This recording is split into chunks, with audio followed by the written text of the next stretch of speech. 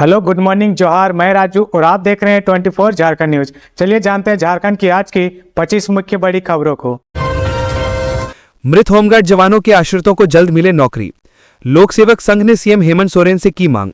राज्य गठन के बाद से झारखंड गृह रक्षा वाहिनी में काफी जवानों की मौत कार्य के दौरान हो गई है। अब तक इनके आश्रितों को अनुकंपा के आधार पर नौकरी नहीं मिली है। गृह रक्षा वाहिनी लोक सेवक संघ झारखंड ने मृत जवानों के आश्रितों को अनुकंपा के आधार पर नौकरी देने की मांग की है। संघ के प्रदेश उपाध्यक्ष रिंकेश कुमार यादव ने मुख्यमंत्री हेमंत सोरेन को पत्र देकर उपरोक्त मामले पर गंभीरतापूर्वक विचार करने का आग्रह किया है। यादव ने अपने पत्र के माध्यम से बताया है कि 15 नवंबर 2000 को झारखंड राज्य का गठन हुआ था। इसके बाद अक्टूबर 2014 में नियमावली बनी। इस बीच जिन होमगार्ड जवानों का कार्य के दौरान निधन हुआ, उनके परिवार को कोई लाभ नहीं मिला है। राज्य भर में ऐसे 77 मामले हैं। फिलहाल इन मृत गृह रक्षकों के आश्रितों के नामांकन का मामला लंबित है। यह परिवार आर्थिक संकट झेल रहा है। इन परिवारों को इस स्थिति से निकालने के लिए जरूरी है कि इनके आश्रितों का नामांकन लेते हुए इन्हें गृह रक्षा वाहिनी में बहाल किया जाए। झारखंड बोर्ड 10वीं 12वीं परीक्षा 2026 की तिथि पत्र जारी। झारखंड अकादमिक परिषद जैक ने 2026 के लिए कक्षा 10वीं और 12वीं बोर्ड परीक्षाओं की तिथि पत्र जारी की है। परिषद द्वारा जारी तिथि पत्र के अनुसार कक्षा 10वीं मैट्रिक की परीक्षाएं 3 फरवरी 2026 से 17 फरवरी 2026 तक आयोजित की जाएंगी। वहीं कक्षा 12वीं यानी इंटरमीडिएट की परीक्षाएं 3 फरवरी 2026 से 23 फरवरी 2026 तक होंगी। छात्रों को ध्यान देना चाहिए कि कक्षा 10वीं की परीक्षाएं सुबह 9:45 से 1 बजे तक होंगी, जबकि कक्षा 12वीं की परीक्षाएं दोपहर 2 बजे से 5:15 तक आयोजित की जाएंगी। झारखंड बोर्ड कक्षा 10वीं और 12वीं के लिए लिखित परीक्षाओं के बाद व्यावहारिक परीक्षाएं और आंतरिक मूल्यांकन आयोजित करेगा। ये परीक्षाएं 24 फरवरी 2026 से 60 मार्च 2026 तक होंगी। इसके बाद आंतरिक मूल्यांकन के अंक 25 फरवरी से 9 मार्च के बीच अपलोड किए जाएंगे। झारखंड बोर्ड कक्षा 10वीं के परीक्षाओं के लिए प्रवेश पत्र 16 जनवरी और कक्षा 12वीं के लिए 17 जनवरी से डाउनलोड के लिए उपलब्ध होंगे। इसके अलावा मैट्रिक परीक्षाओं के लिए प्रश्न पत्र उत्तर पत्रिका के साथ संलग्न होगा, जबकि इंटरमीडिएट परीक्षाओं के लिए प्रश्न पत्र और उत्तर पत्रिका अलग अलग प्रदान की जाएगी। झारखंड हाईकोर्ट का आदेश, छठे वेतनमान की सिफारिश के अनुसार प्रशिक्षित शिक्षकों को दे वेतन। झारखंड हाईकोर्ट के जस्टिस दीपक रोशन की अदालत ने सरकार को निर्देश दिया कि वह छठे वेतन आयोग की सिफारिशों के आधार पर प्राथमिक स्कूल के प्रशिक्षित शिक्षकों के वेतन का फिर से निर्धारण करे। अदालत ने कहा कि राज्य सरकार का 28 फरवरी 2009 का संकल्प पहले से ही शिक्षकों के वेतन निर्धारण को स्वीकार किया है, जिसके अनुसार उनका वेतन पे बैंड 2 यानी 9,300 से 34,800 और ग्रेड पे 4,200 रुपए में तय किया जाना चाहिए। अदालत ने राज्य सरकार को 12 सप्ताह के भीतर प्रार्थियों के वेतन का पुनर्निर्धारण करने और इसके बाद 8 सप्ताह के भीतर संबंधित लाभ देने का निर्देश दिया। रांची और लोहरदगा के कुल 25 याचिकाकर्ताओं ने अलग अलग 2 याचिकाएं दायर कर छठे केंद्रीय वेतन आयोग की सिफारिश के अनुरूप वेतन लाभ दिए जाने की मांग की थी। याचिकाकर्ता प्रशिक्षित प्राथमिक शिक्षक और अन्य सरकारी सेवक हैं, जिन्होंने जनवरी 2006 से पे बैंड 2 यानी 9,300 से 34,800 और ग्रेड पे 4,200 रुपए पर वेतन निर्धारण की गुहार लगाई थी। याचिकाकर्ताओं की ओर से वरिष्ठ अधिवक्ता अजीत कुमार और अधिवक्ता तेजस्विता सफलता ने कोर्ट को बताया था कि राज्य सरकार ने 28 फरवरी 2009 की मूल संकल्प में प्रशिक्षित प्राथमिक शिक्षकों के एंट्री स्केल को 6,500 से 10,500 तथा नए वेतन ढांचे में 9,300 से 34,800 के साथ 4,200 रुपए ग्रेड पे के रूप में स्वीकार किया है। बाद के संकल्पों को छोड़ भी दें तो भी मूल संकल्प के आधार पर संशोधित वेतन दिए जाने का उनका अधिकार बरकरार है। राज्य की ओर से कहा गया कि याचिकाकर्ताओं ने 11 सितंबर 2014 और 26 मार्च 2018 की संकल्प को भी चुनौती दी है, इसलिए वे 13 अगस्त 2014 की संकल्प से मिले लाभ का दावा नहीं कर सकते। राज्य ने यह भी आपत्ति की कि याचिकाकर्ताओं ने अपना मौजूदा वेतन विवरण स्पष्ट रूप से नहीं दिया है, इस कारण उनसे संबंधित राहत नहीं दी जानी चाहिए। झारखंड में आवारा कुत्तों से निपटने के लिए एक्शन प्लान, नसबंदी का टारगेट तय। झारखंड सरकार ने आवारा कुत्तों से निपटने के लिए एक्शन प्लान तैयार किया है। इसके लिए सरकार ने एसओपी जारी कर दिया है, जिसके तहत शहरी निकायों को कम से कम 70% आवारा कुत्तों की नसबंदी और टीकाकरण का टारगेट दिया गया है। जो लोग कुत्ते पालते हैं उसके मालिकों को भी शहरी निकाय या पंचायती राज संस्थाओं से अपने कुत्ते का निबंधन कराना होगा। आवारा कुत्तों की वजह से लोग परेशान हैं। इसका आकलन इस आंकड़े से किया जा सकता है। सिर्फ रांची की ही बात करें तो वर्ष 2023 में सदर अस्पताल में 4,735 लोगों ने एंटी रेबीज का इंजेक्शन लिया था। वर्ष 2025 में यह संख्या बढ़कर 7,503 हो गई है। एसओपी के तहत अगले 30 दिनों का रोड मैप बनाया गया है। इसमें 3 चरण शामिल हैं। जामताड़ा में खुलेगी शिबू सोरेन नाम से डिजिटल लाइब्रेरी, छात्रों को मिलेगी मदद। जामताड़ा जिले को डिजिटल लाइब्रेरी की सौगात मिलने जा रही है। जामताड़ा जिला प्रशासन एक और स्कूलों में साइबर सिक्योरिटी क्लब खोलकर छात्रों को जागरूक करने का काम कर रहा है, दूसरी ओर डिजिटल लाइब्रेरी खोलकर स्कूली बच्चों एवं युवाओं को उनके भविष्य संवारने का काम कर रहा है। प्रशासन ने जिला मुख्यालय में दिशोम गुरु शिबू सोरेन के नाम से डिजिटल लाइब्रेरी तैयार की है। डिजिटल माध्यम से बच्चों को प्रशिक्षण शिक्षा देने का काम किया जाएगा ताकि इस लाइब्रेरी में छात्र अपने पाठ्यक्रम की सारी जानकारी और करियर बनाने की दिशा में आगे बढ़ सके। डिजिटल लाइब्रेरी में 50 बच्चों के बैठने की व्यवस्था की गई है, जिससे एक साथ 50 बच्चे डिजिटल लाइब्रेरी में पाठ्यक्रम की जानकारी ले सकेंगे और आसानी से एक दूसरे को साझा कर सकेंगे। जिला प्रशासन द्वारा डिजिटल लाइब्रेरी में प्रशिक्षण देने का भी काम किया जाएगा। इसके साथ ही लाइब्रेरी को लेकर जानकारी बच्चों को दी जाएगी, प्रमाण पत्र भी बांटे जाएंगे। जिला प्रशासन की इस पहल से छात्रों में खासकर प्रतियोगिता परीक्षा की तैयारी कर रहे युवाओं में काफी उत्साह है। दरअसल पाठ्यक्रम पुस्तक के अभाव में ऑनलाइन जानकारी लेने के लिए जहां बच्चों को इधर उधर जाना पड़ता था, जिसमें कमजोर वर्ग के बच्चे पढ़ाई से वंचित रह जाते थे, लेकिन अब डिजिटल लाइब्रेरी खुलने से उन्हें आसानी से लाभ मिल सकेगा और अपना भविष्य संवारने का उन्हें मौका मिलेगा। वहीं युवाओं का कहना है कि डिजिटल लाइब्रेरी काफी जरूरी है। आज के युग में डिजिटल माध्यम से ही सारी जानकारी मिल रही है, जबकि कई पाठ्य पुस्तक महंगी होने से खरीद नहीं पाते हैं। भारत दक्षिण अफ्रीका क्रिकेट मैच टिकट की कालाबाजारी, साइबर ठगों ने लगाया चूना। राज्य की राजधानी रांची में एक तरफ जहां भारत और दक्षिण अफ्रीका के बीच पहले एक दिवसीय क्रिकेट मैच को लेकर आम लोगों के बीच जबरदस्त उत्साह है, तो वहीं टिकट की कालाबाजारी को लेकर बदनामी का एक बड़ा दाग भी रांची को लग गया है। टिकट की कालाबाजारी को लेकर पूर्व मुख्यमंत्री अर्जुन मुंडा और देश के रक्षा राज्य मंत्री ने भी सवाल उठाए हैं। भारत और दक्षिण अफ्रीका के बीच मैच टिकट की कालाबाजारी करने वालों और साइबर अपराधियों की चांदी हो गई। रांची में हो रहे इस एक दिवसीय मैच को लेकर कई लोग ठगी का शिकार हो गए। कुछ लोग ऑनलाइन टिकट खरीदने के चक्कर में साइबर अपराधियों के चक्कर में फंस गए। एक दिवसीय अंतर्राष्ट्रीय क्रिकेट मैच की ऑनलाइन टिकट के साथ ऑफलाइन टिकटों की बिक्री जरूर हुई, लेकिन टिकट बिक्री के लिए जिस तरह की व्यवस्था जीएससीए ने की, उसे लेकर गृह राज्य मंत्री संजय सेठ और पूर्व मुख्यमंत्री अर्जुन मुंडा ने भी सवाल उठाए हैं। उन्होंने जीएससीए मैनेजमेंट सिस्टम पर सवाल उठाए हैं। इन सवालों को इसलिए भी उठाया गया क्योंकि टिकट न मिलने के कारण कई लोग साइबर फ्रॉड के निशाने पर आसानी से आ गए, जिसका पूरा लाभ साइबर अपराधियों ने उठाया और जमकर ठगी की। रांची के साइबर थाने में इसे लेकर शिकायत भी की गई है। ऐसे ही एक पीड़ित हैं प्रणव कुमार दत्ता, जो रांची के रहने वाले हैं। ऑनलाइन और ऑफलाइन टिकट के लिए लाइन में भी लगे, लेकिन टिकट नहीं मिला। मैच देखने की चाहत में वो सोशल मीडिया पर मैच की टिकट तलाश करने लगे और यहीं से वो साइबर अपराधियों की बिछाई बिसात में फंस गए। साइबर अपराधियों ने उनसे रुपए ऐंठ लिए, लेकिन टिकट नहीं मिला। जब भी पीड़ित टिकट के लिए फोन करते तो उनसे और पैसे मांगे जाते। जब प्रणव को ठगी का एहसास हुआ तो वो पुलिस थाने गए और अपनी शिकायत दर्ज कराई। गढ़वा में अपराधियों ने ज्वेलरी दुकानदार को मारी गोली, मौके से देसी कट्टा बरामद। गढ़वा जिले के श्री बंशीधर नगर में शनिवार की शाम अपराधियों ने एक सनसनीखेज वारदात को अंजाम दिया है। शहर के प्रतिष्ठित आभूषण व्यवसायी दीपक राज सोनी को अपराधियों ने गोली मार दी।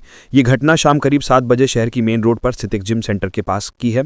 घायल दीपक सोनी ने बताया कि वे दुकान बंद करके घर लौट रहे थे। इसी दौरान बाइक पर सवार 3 अज्ञात लोगों ने जिम सेंटर के सामने उन्हें रोक लिया और उन पर गोलियां चलानी शुरू कर दी, जिससे उनके बाएं हाथ और दाहिनी जांघ में गोली लग गई और वे गंभीर रूप से घायल हो गए।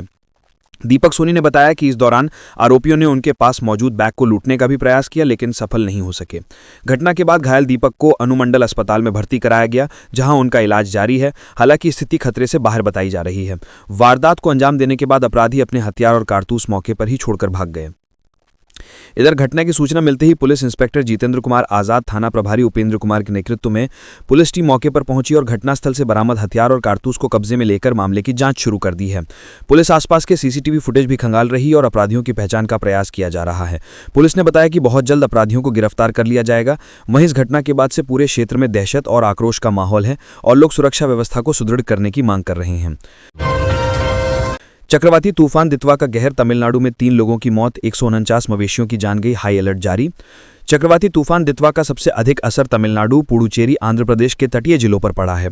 तमिलनाडु में भारी बारिश से 56,000 हेक्टेयर जमीन डूब गई है। यही नहीं, 3 लोगों की मौत हो गई।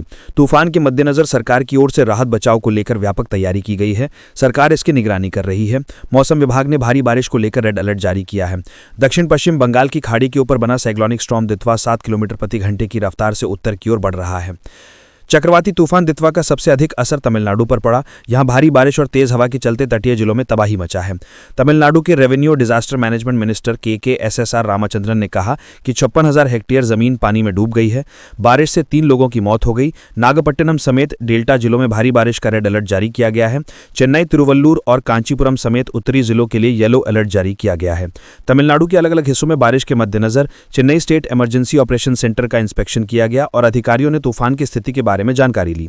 मंत्री ने कहा कि तूफान अभी कराईकल के पास है, ये धीरे धीरे आगे बढ़ रहा है, इससे निपटने के लिए उपाय किए गए हैं। श्रीलंका में फंसे तमिल लोगों को आज सुबह फ्लाइट से सुरक्षित वापस लाया जाना था, लेकिन खराब मौसम की वजह से फ्लाइट में देरी हो गई। अलग अलग जिलों में 56,000 खेती की जमीन बारिश के पानी में डूब गई है। इनमें से नागपट्टिनम जिले में 24,000, तिरुवरूर में 15,000 और माइलाजुथुराई जिले में 8,000 हेक्टेयर जमीन पर असर पड़ा है। मुख्यमंत्री स्टालिन बारिश कम होने के बाद डूबी फसलों के बारे में उठाए जाने वाले कदमों पर फैसला करेंगे। बारिश की वजह से तूतुकुड़ी जिले में एक व्यक्ति की मौत हो गई और तंजावुर जिले में दीवार गिरने से एक व्यक्ति की मौत हो गई। माइलादुथुराई जिले में करंट लगने से एक व्यक्ति की मौत हो गई। अब तक राज्य के अलग अलग हिस्सों में 149 मवेशियों की मौत हो चुकी है। 234 झोंपड़ियों को नुकसान पहुंचा है। तूफान के असर से निपटने के लिए 38 आपदा टीमें तैयार हैं। इनमें 12 national disaster response team, 16 state disaster response team और दूसरे राज्यों की 10 रेस्क्यू टीमें शामिल हैं। मंत्री ने कहा कि चेन्नई में 5 और विल्लुपुरम में 5 रेस्क्यू टीमें मौजूद हैं। 1185 नावें भी तैयार हैं। हर व्यक्ति की होगी सिकल सेल थैलेसीमिया की जांच खर्च भी सोरेन सरकार देगी। मंत्री डॉक्टर इरफान अंसारी ने कहा है कि राज्य के सभी जिलों में प्रत्येक व्यक्ति की सिकल सेल और थैलेसीमिया की जांच की जाएगी, जिससे वास्तविक डेटा तैयार किया जा सके और समय पर इलाज सुनिश्चित किया जा सके। उन्होंने कहा कि देश के अधिकांश राज्यों में थैलेसीमिया सिकल सेल की व्यापक जांच पूरी हो चुकी है, उनके पास अपना सटीक डेटा उपलब्ध है, लेकिन झारखंड में अब तक इन गंभीर बीमारियों पर ठोस आंकड़ों का अभाव है, जो राज्य की स्वास्थ्य व्यवस्था के लिए एक बड़ी चुनौती है। झारखंड के किसी भी जिले में यह जानकारी उपलब्ध नहीं है कि थैलेसीमिया और सिकल सेल के कितने मरीज हैं। यह अत्यंत गंभीर रोग है और इसका उपचार झारखंड में हर हाल में सुनिश्चित किया जाएगा। थैलेसीमिया और सिकल सेल रोगियों के संपूर्ण उपचार का खर्च राज्य सरकार वहन करेगी। इसके साथ ही रांची सदर अस्पताल में बोन मैरो ट्रांसप्लांट सुविधा उपलब्ध कराने की प्रक्रिया भी प्रारंभ कर दी गई है। सरकार का लक्ष्य झारखंड को थैलेसीमिया और सिकल सेल मुक्त बनाना है। मंत्री ने बताया कि विभिन्न राज्यों से अनुभवी डॉक्टरों को झारखंड से जोड़ने के लिए विशेष पहल की जाएगी। इसके लिए आवश्यक बजट भी राज्य सरकार उपलब्ध कराएगी। सभी ब्लड बैंकों को हाईटेक उपकरणों से लैस किया जा रहा है। मंत्री ने बताया कि बिना सटीक आंकड़ों से बच्चों को लगातार प्राइवेट अस्पतालों और सरकारी ब्लड बैंकों के चक्कर लगाने पड़ते रहे हैं। इस स्थिति में सुधार लाने के लिए जिला स्तरीय सभी ब्लड बैंकों को हाईटेक उपकरणों से लैस करते हुए बैंकों में नई पीढ़ी की खून जांच मशीनों की स्थापना करते हुए अत्याधुनिक तकनीक से एड्स, HIV जांच की सुविधा और लेटेस्ट ब्लड सेफ्टी टेक्नोलॉजी उपलब्ध कराई जा रही है। इन सभी सुविधाओं को शीघ्र ही राज्य के प्रत्येक ब्लड बैंक में उपलब्ध कराया जाएगा, ताकि चाईबासा जैसी घटना की पुनरावृत्ति न हो सके। पश्चिम बंगाल पुलिस परीक्षा फर्जीवाड़ा गिरोह का भंडाफोड़। धनबाद से 22 लोग हिरासत में। एडमिट कार्ड, मोबाइल घड़ी बरामद। पश्चिम बंगाल में रविवार को होने वाली आरक्षी भर्ती परीक्षा में बड़े पैमाने पर फर्जीवाड़े की साजिश का धनबाद पुलिस ने पर्दाफाश किया है। एंटी क्राइम चेकिंग के दौरान एक संदिग्ध स्कॉर्पियो को रोकने के बाद यह पूरा रैकेट सामने आया। इस मामले में पुलिस ने कुल 22 लोगों को हिरासत में लिया है, जिनमें 14 उम्मीदवार शामिल हैं। जानकारी के मुताबिक शनिवार को धनबाद के तिसरा थाना के निकट पुलिस द्वारा एंटी क्राइम चेकिंग अभियान चलाया जा रहा था।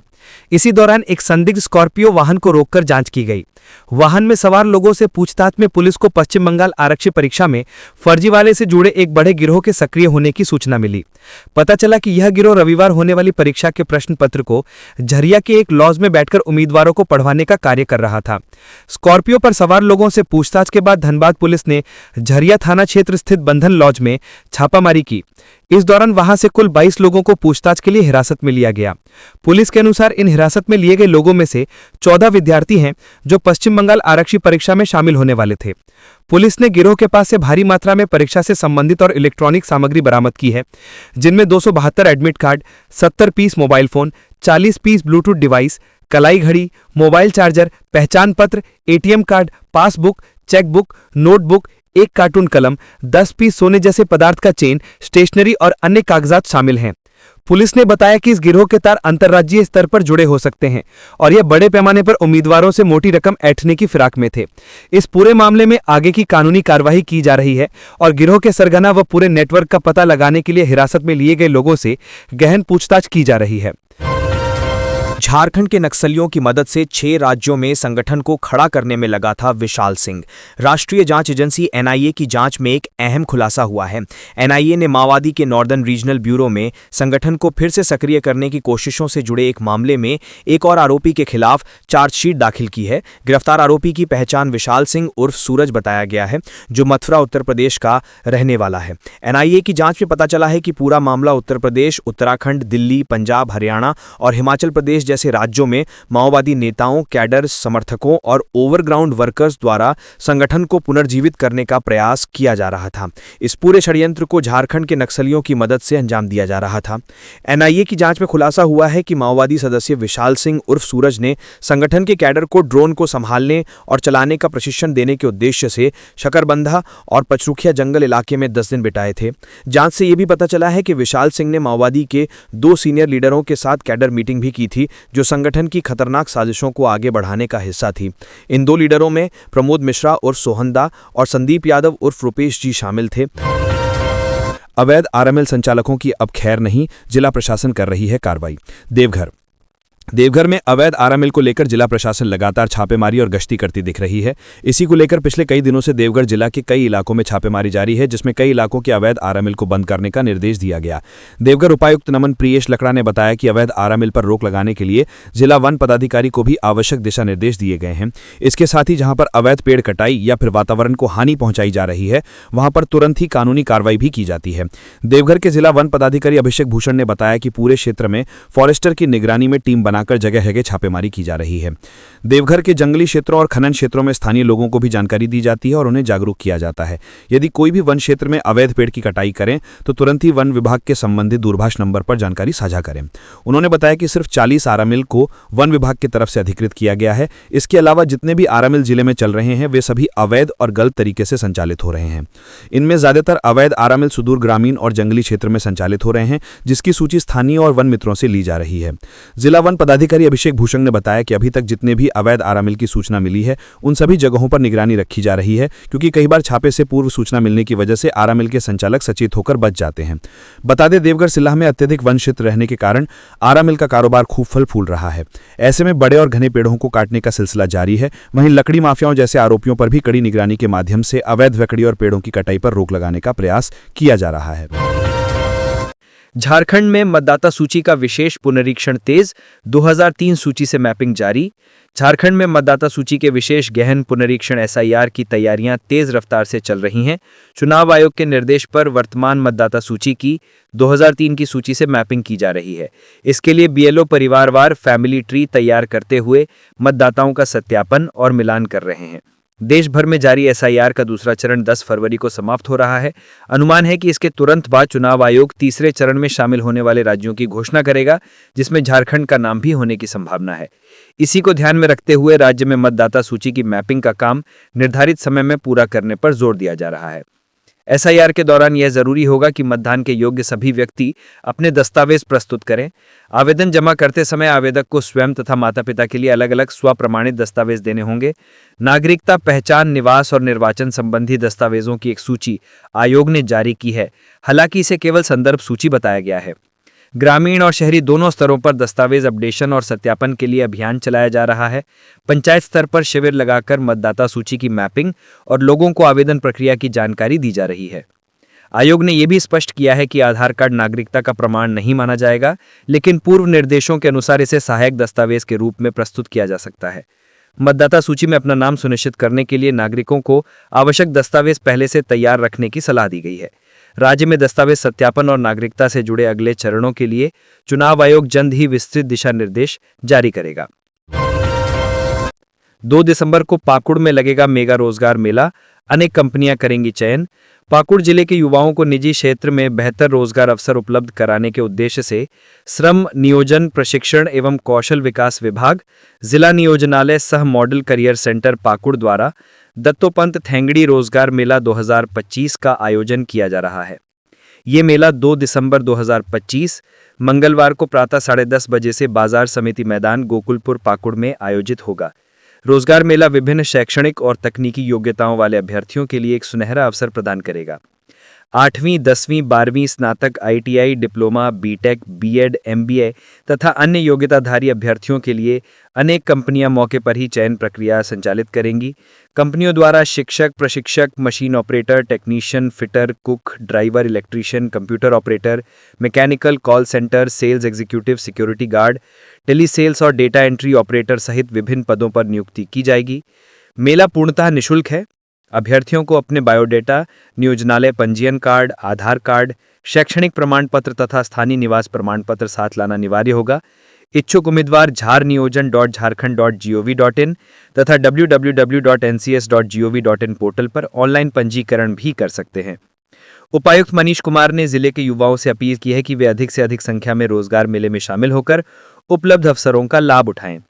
ये रोजगार मेला युवाओं को उद्योगों से जोड़ने और आर्थिक सशक्तिकरण की दिशा में जिला प्रशासन की एक महत्वपूर्ण पहल है। नियुक्ति पत्र का इंतजार कर रहा था शिक्षक, लेकिन घर लौटी सिर्फ लाश। चाईबासा में पत्थर से कूचकर हत्या से सनसनी। पश्चिमी सिंहभूम के टोंटो थाना क्षेत्र में उस वक्त हड़कंप मच गया जब पारा शिक्षक मुकरू देवगम की पत्थर से सिर कुचलकर हत्या की खबर सामने आई। लगभग 20 वर्षों से बच्चों को पढ़ाते आ रहे 40 वर्षीय मुकरू देवगम को शुक्रवार को शिक्षा विभाग से सहायक आचार्य पद का नियुक्ति पत्र मिलने वाला था, लेकिन इस खुशी के पहले ही उनकी जिंदगी बेरहमी से खत्म कर दी गई। मुकरू देवगम पुराना चाईबासा बारी पोखरिया गांव के रहने वाले थे और टोंटो प्रखंड के सुंडी सुरनिया गांव स्थित उत्क्रमित माध्य विद्यालय में पढ़ाते थे। शुक्रवार को स्कूल से छुट्टी के बाद वो स्थानीय हाट की ओर गए थे, लेकिन रात तक घर नहीं लौटे। शनिवार तड़के गांव वालों ने एक शव मिलने की सूचना दी। परिजन जब मौके पर पहुंचे तो मुकरू देवगम मृत पड़े मिले। पुलिस के अनुसार शुरुआती जांच में साफ है कि हमलावरों ने भारी पत्थर से हमला कर उनकी हत्या की है। परिजनों का कहना है कि मुकरू का किसी से कोई विवाद नहीं था। वह नियमित रूप से स्कूल जाते और समय पर लौटते थे। उनकी एक 6 साल की बेटी है जो इस अचानक हुई मौत से अनाथ जैसी स्थिति में पहुंच गई है। गांव में मातम और आक्रोश दोनों माहौल है। टोंटो थाना प्रभारी सुकुमान हेम्ब्रम ने बताया कि हत्या का कारण स्पष्ट नहीं है। मृतक के चचेरे भाई वीरेंद्र देवगम के बयान पर अज्ञात लोगों के खिलाफ प्राथमिकी दर्ज की गई है। पुलिस का दावा है कि जांच तेजी से की जा रही है और जल्द ही मामले का खुलासा कर दिया जाएगा। ग्रामीणों ने प्रशासन से तत्काल कार्रवाई और कड़ी सजा की मांग की है। उनका कहना है कि नियुक्ति पत्र मिलने के ठीक पहले यह हत्या पूरे इलाके के लिए बेहद दुखद और असहनीय है। पुलिस ने इलाके में पेट्रोलिंग बढ़ा दी है और लोगों से सहयोग की अपील की है। धनबाद पुलिस की बड़ी कार्रवाई। पश्चिम बंगाल आरक्षी परीक्षा में फर्जीवाड़ा रैकेट का भंडाफोड़। 22 लोग हिरासत में।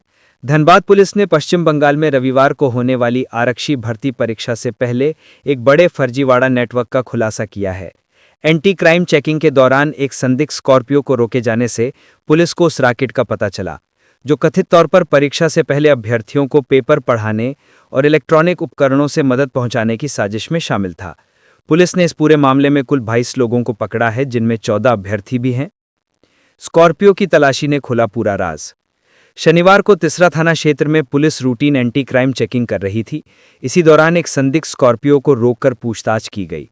वाहन में मौजूद लोगों के मोबाइल और कागजात की जांच के बाद पुलिस को जानकारी मिली कि रविवार की परीक्षा से पहले एक गिरोह झरिया के बंधन लॉज में अभ्यर्थियों को प्रश्न पत्र या उससे मिलते जुलते कंटेंट पढ़ा रहा है। ये भी संदेह जताया गया कि गिरोह परीक्षा के दौरान इलेक्ट्रॉनिक गैजेट्स के जरिए नकल कराने की योजना में था। स्कॉर्पियो से पकड़े गए लोगों से मिली सूचना के आधार पर पुलिस टीम ने तुरंत झरिया थाना क्षेत्र के बंधन लॉज पर छापेमारी की। यहां से 22 लोग हिरासत में लिए गए। इनमें 14 अभ्यर्थी बताए जा रहे हैं जो पश्चिम बंगाल की आरक्षी परीक्षा देने वाले थे। पुलिस का अनुमान है कि ये अभ्यर्थी गिरोह के माध्यम से अनुचित लाभ लेने की कोशिश में थे। पुलिस का कहना है कि इतनी बड़ी संख्या में एडमिट कार्ड और इलेक्ट्रॉनिक गैजेट्स मिलने से साफ है कि गिरोह बड़े पैमाने पर ऑपरेट कर रहा था। ये भी शक है कि इसके तार कई राज्यों से जुड़े हो सकते हैं और अभ्यर्थियों से मोटी रकम वसूलकर नकल कराने की व्यवस्था की जा रही थी।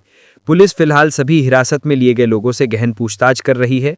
गिरोह के सरगना, उनके संपर्क और नेटवर्क के विस्तार का पता लगाने के लिए अलग अलग टीमों को लगाया गया है। आगे की कानूनी कार्रवाई जारी है और पुलिस उम्मीद कर रही है कि पूछताछ के बाद इस रैकेट के कई और पहलू उजागर होंगे। तो ये थी आज की झारखंड की टॉप बड़ी खबरें। इसी तरह झारखंड की हर छोटी सी बड़ी खबर देखने के लिए आप हमारे चैनल 24 झारखंड न्यूज को सब्सक्राइब करके बेल आइकन प्रेस कर ले, जिससे झारखंड की हर छोटी सी बड़ी खबर की अपडेट आप तक पहुंचता रहे। तो आज के लिए बस इतना ही। हमें दीजिए इजाजत, फिर मिलते हैं नेक्स्ट न्यूज।